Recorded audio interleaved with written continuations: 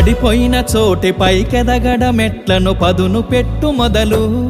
10 మందిలోన నీ ప్రతిభను చూపగ పట్టుదలతో కదులు ఏలు పట్టి నడిపించునురా ఎదురైన అనుభవాలు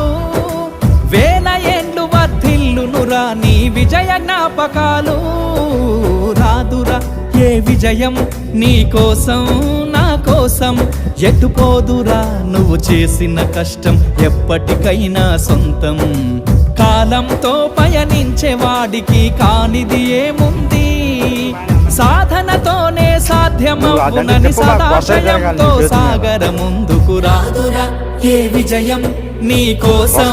నా కోసం ఎటుపోదురా నువ్వు చేసిన కష్టం ఎప్పటికైనా సొంతం